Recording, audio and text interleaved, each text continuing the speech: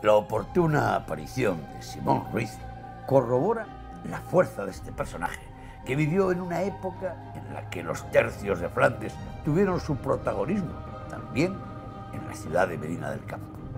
En otra estancia del Museo de las Ferias nos encontramos con obras de arte que nos recuerdan este periodo y con una escena insólita.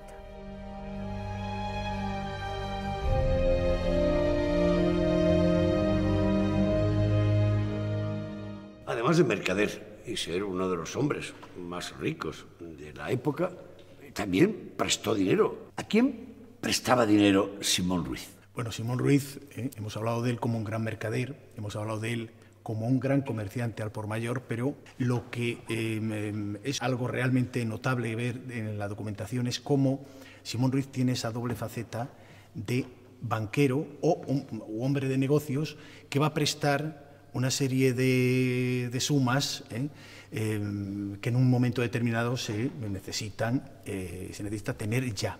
Pues uno de los lugares donde más se necesitaba era allí donde estaba la guerra. Es decir, los tercios de Flandes había que mantenerlos, y para mantenerlos había que tener en esas plazas de Amberes, que era donde se manejaba un poco la mayor parte de los dineros que llegaban allí desde la corona, pues Simón Ruiz actuó muchas veces. Muchas veces hay personajes famosísimos que entran dentro de lo que estamos hablando. Alejandro Farnesio, en un momento determinado, es quien está haciendo los negocios, es decir, quien está recibiendo esos créditos de cientos de miles de ducados, y los asientos de Simón Ruiz han hecho hasta estudios monográficos por parte de profesores franceses que hablan de todos esos asientos que va a recibir la corona vía Simón Ruiz y otros grandes banqueros del momento. ¿En algún momento los reyes de la época solicitaban ayuda a los banqueros?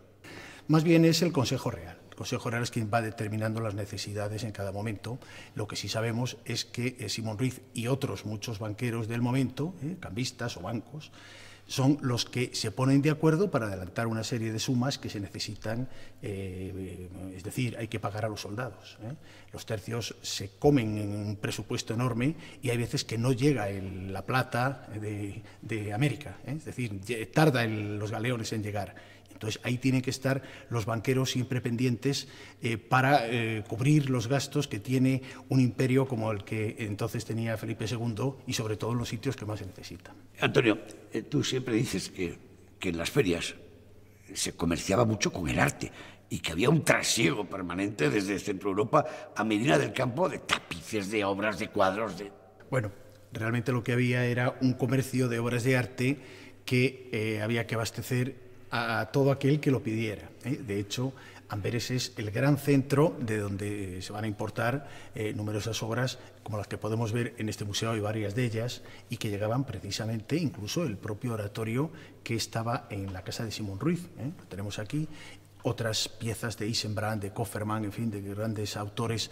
del momento, y que es fruto de ese gran comercio que hay en toda Europa y que en las plazas de Medina del Campo y en este caso de las que hablamos, de Amberes, pues era realmente extraordinario. Por cierto, en los archivos que se conservan del legado de Simón Ruiz, ¿hay algún documento que vincule a este personaje con los célebres tercios de Flandes? Pues hombre, hay muchos. Algunos de ellos son los que hemos comentado de los asientos que hace con la corona, con Felipe II, a través de grandes personajes, Alejandro Farnesio, que hemos citado, don Juan de Austria, otros grandes personajes, pero también hay otra serie de cartas, por ejemplo, que son directas del propio Cristóbal de Mondragón. Es un personaje que está muy ligado a nuestras ferias. Muy ligado, perdón, no a nuestras ferias, sino a los personajes que están en Flandes, pero que son originarios de Castilla y que van a alimentar pues todas estas personas que están defendiendo al imperio en unos momentos muy complicados y que estos son una buena representación de quién eran estas personas, ¿no? ¿Y tenemos a alguien de los tercios que corrobore lo que me estás contando?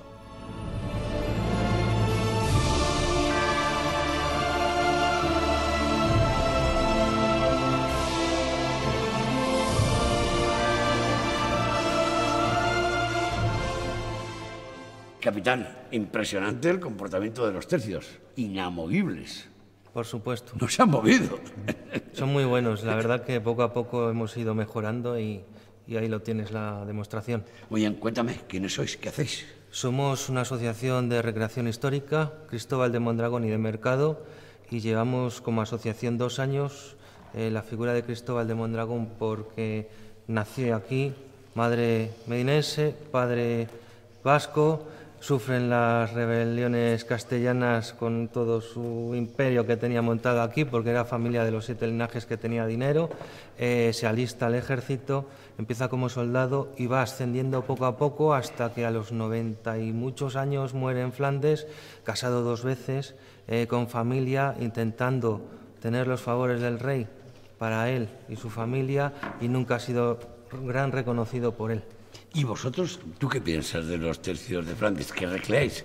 La inquietud nuestra es, sí es recrear, pero es recrear con máxima fidelidad y todo al milímetro, tanto vida de campamento, mujeres, niños, tiendas de campaña, armas, recreaciones que vamos a hechos en concreto, como algunos dicen teatrillo, que no es real, son recreaciones que pueden ser alistamientos, cédulas de leva, batallas, una infinidad de cosas que poco a poco vamos introduciendo en nuestro grupo. ¿Vuestro ámbito de actuación en las recreaciones se circunscribe solamente a Medina del Campo? No, el primer año fue aquí, ya hace unos, aunque asociación somos 2 años, pero poco a poco hemos ido entrando y este año ha sido imparable. Hemos estado por toda España, desde el norte al centro, al sur, Laredo, Tazones, Medina de Pomar, Palenzuela, en Valladolid. ¿Os atrevéis a ir a los Países Bajos o ya no os atrevéis? Ojalá. Sí. Tenemos una apuesta para el año que viene de poder ir a Bruselas, a ver si sale. Muy bien. Antonio, ¿qué opinas como historiador de iniciativas de este calado? Recreaciones históricas que al menos parecen muy fidelinas. Bueno, pues como tú bien dices, cada vez van a más, cada vez se especializan más.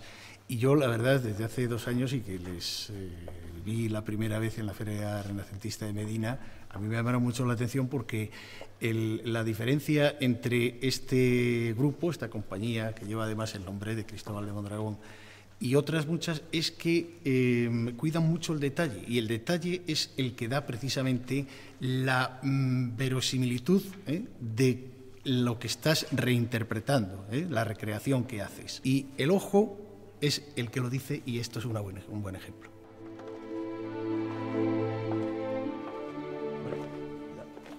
Mi capitán, quiero que hagáis saber a vuestro coronel don Cristóbal de Mondragón que los dineros que él me manda desde los Países Bajos están bien administrados. Abandonamos